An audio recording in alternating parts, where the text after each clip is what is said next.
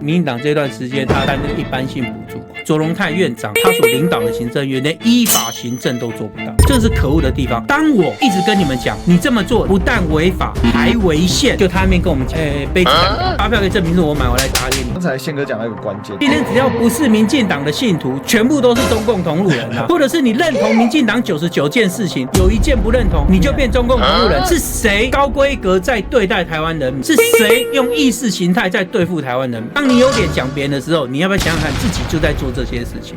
到目前为止，执政党就是只许州官放火，不许百姓点灯，随便都可以怪。最近沈伯洋发了脸书，他说犯错可以被原谅，一错再错，践踏台湾利益就必须下台。他爸爸不就一错再错吗？照他的说法，那奇怪，他爸可以，别人不行。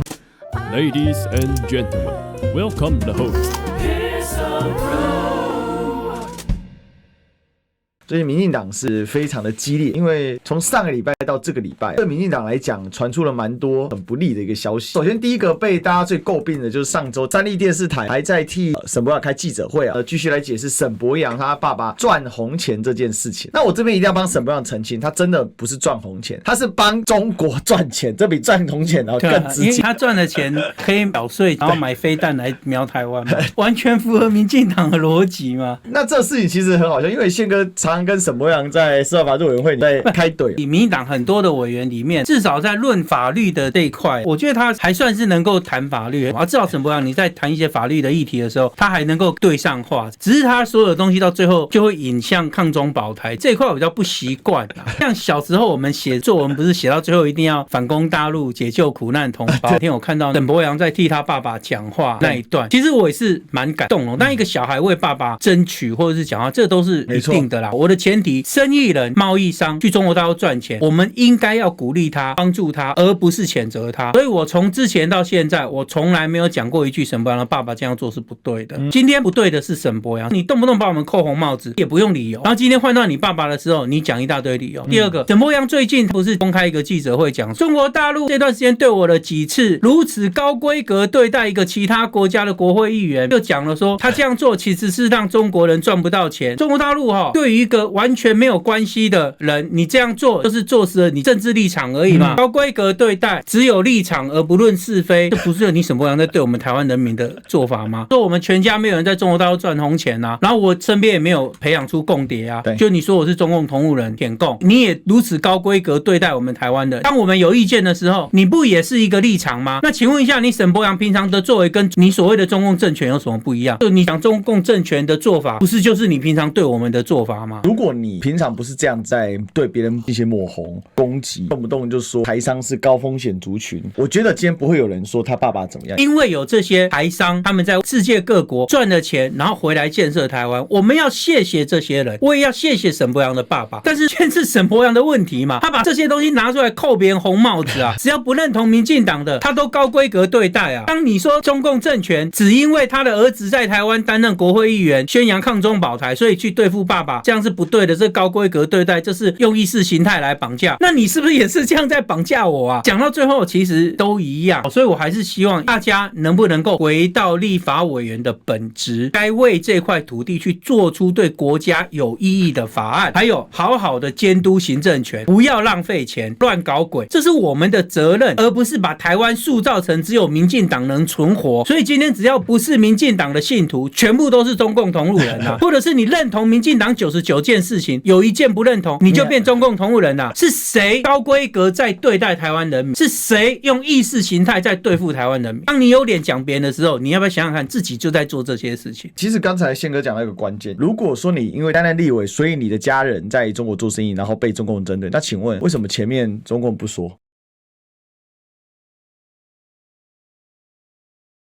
就你执政党怎么把台湾搞成这么的对立？你要搞独立我知道，但你不要搞对立啊！你搞独立那是你的政治倾向啦，我尊重你啦，但是你不要搞对立嘛！你对台湾才2350万，不到2400万人，你在这个世界上这个算是小国小的地方你这边搞到内部对立成这样，你到底在想什么？我们的国民都希望我们的国家强大，但是我们今天看到的是，你把经济越搞越差，能源政策严重失误，护国神山也没有顾好，两岸关系又搞砸，外交邦交国越来越少，内部人民越来越对立。以前大家都觉得我跟政府不同政党就顶多骂来骂去，现在一堆人跟我说很怕被抓走。今天台湾怎么会走到今天这样呢？就像说民进党这段时间他删那个一般性补助款，过往没有一个总统敢删。其实阿扁他也曾经被删过600-700亿吧，很严重。在那个时代，这个是一个很大的钱，他也都没有去动到一般性补助，因为一般性补助款它的对象主要是社福跟文化教育，当然还有一部分是公务员，但主要还是比较弱势团体。过往没有人敢动过，蔡英文时代没有人敢动，陈水扁时代没有人敢动，更不要讲国民党执政时代不会有人去动，但是这一次却敢动，而且还讲得脸不红气不喘，还跟你说是轮回。而且最糟糕的是，当我们认为宪法、大官会议解释、地方制度法、财划法，还有中央对地方政府补助办法，我每一个法的第几条写得清清楚楚，法定预算它就是相当于法律位阶，它立法院3读再加上总统公告，其实它是一个法律位阶的东西。行政院你必须依法行政，怎么会说我不做？所以行政院卓荣泰院长他所领导的行政院连依法行政都做不到，这是可恶的地方。当我一直跟你们讲，你这么做不但违法还违宪，就他那边跟我们讲，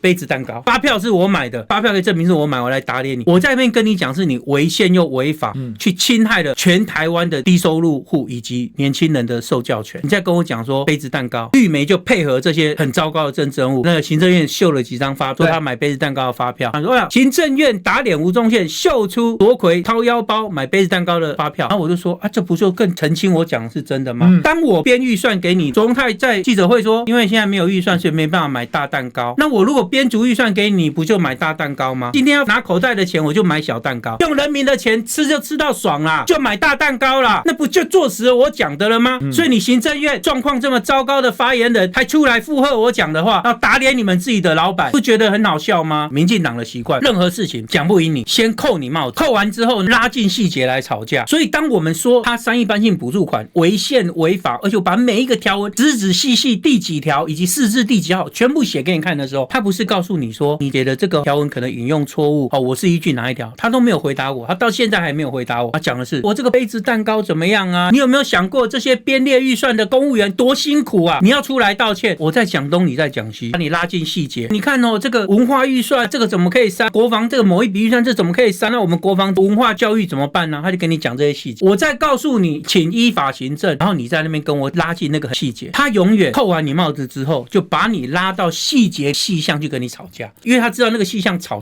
不完。我只看到的是你告诉我的卓奎亲口讲出来的，因为没有预算买不起大蛋糕，所以大家只能吃小杯子蛋糕。意思是什么？当我编列预算给你的时候，你就大吃特吃，吃你的大蛋糕，用自己的钱的时候就买个小蛋糕，舍不得花。人民的预算是让你这样搞的吗？然后他现在又开始给你搞一个补助办法，里面一般性补助款那个严格计算的公式不裁了，以后变成是他喜欢谁就给谁多一点，太可恶了吧？这些各地方立委啊，如果支持中央预算的这些立委所属的县市优先补助，这个钱不是你民进党的党产，这是各地人民缴给你的税金呢。税金缴给你，你就请依法的发给对方，不管是统筹分配款、一般性补助款还是计划性的补助款，请你依法发给各个县市，都有一定严格的计算公式在里面。他今天不是，他把那计算公式取消掉，完全用他喜不喜欢，所以到最后变成你是我同一政党，我就多补给你。这次立法委员完全捧中央的是谁？全部都民进党的立委嘛，所以民进党的执政的县市优先补助啊。如果你今天是民进党党产，你要这样玩黑拎刀也代击，可是你今天拿到的是国家的税金，我说你这个是违法，依法行政你不要，那难道人民只能依法缴纳税金，但是你行政院却可以不依法的去使用税金？那难道你可以同意人民说我只想交给地方政府，不想交给中央？你可以让人民选择吗？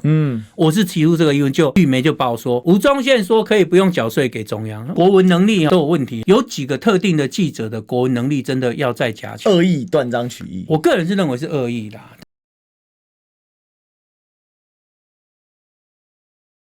沈伯洋这件事情，刚刚我们延伸到一般性补助款的逻辑其实是一致，就是到目前为止执政党就是只许州官放火，不许百姓点灯，随便都可以怪。最近沈伯洋发了很多的脸书，因为他爸爸事情给他冲击很大，所以他疯狂的 murmur。他6月7号发了一篇脸书，他说大罢免的重要性不只是去除国民党内亲中势力，更关键的是他会重构台湾社会稳定力量。这一波公民行动不只是针对个别立委，更是一种集体意志展现。犯错可以被原谅，一错再错错践踏台湾利益，就必须下台。他爸爸不就一错再错吗？照他的说法，那起码他爸可以，别人不行。他说他爸19年之后6年没去，不是啊，19年之后不就是疫情吗？可是你家23年的时候被人家扒出来，光是华达尼布料加一些小项的布料加起来400万台币，他们家做的很杂，做布料，他们做各种汽车零件，他竟然没有在他爸爸的事件当中学到任何的教训，反而更急切的去戴你们红帽子。